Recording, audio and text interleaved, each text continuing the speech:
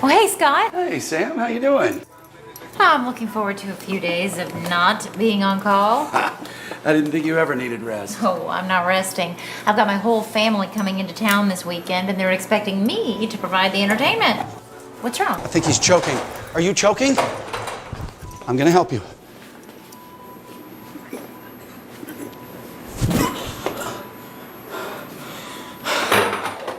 Come on, sit down, sit down. Choking occurs when food or other items block a person's airway.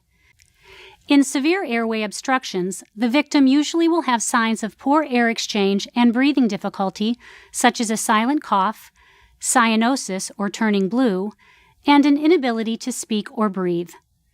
The adult or older child may clutch the neck with both hands, making the universal choking sign. This is a signal to ask if the victim is choking. If the victim nods that he or she is choking and cannot talk, you must act. In a standing or kneeling victim, you'll perform an abdominal thrust often referred to as the Heimlich Maneuver. Stand or kneel behind the victim and place your arms around the victim's waist. With one hand, locate the navel.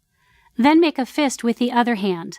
Place the thumb side of your fist against the victim's abdomen, just above the navel and below the breastbone.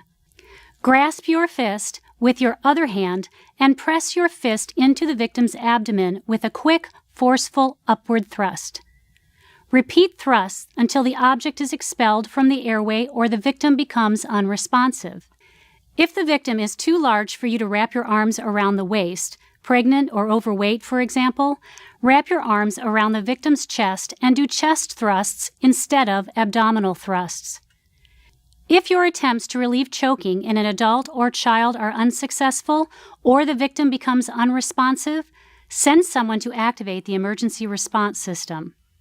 Perform CPR using the CAB sequence with one exception.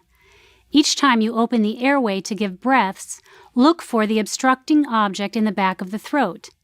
If you see an object that can be easily removed, carefully remove it, but do not perform a blind finger sweep as the object may become lodged further back in the airway. Choking is also a fairly common emergency among infants.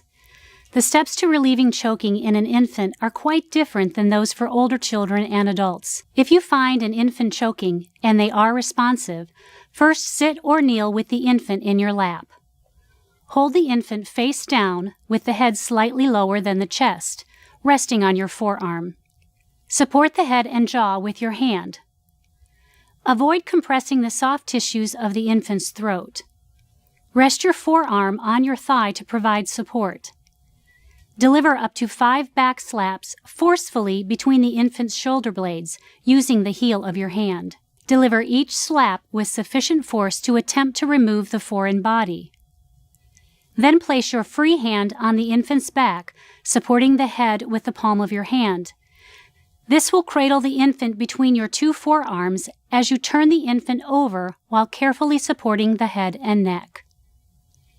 Keep the infant's head lower than the chest and deliver up to 5 quick downward chest thrusts the same way you perform compressions, just below the nipple line, over the lower half of the breastbone. Do this at a rate of about 1 per second.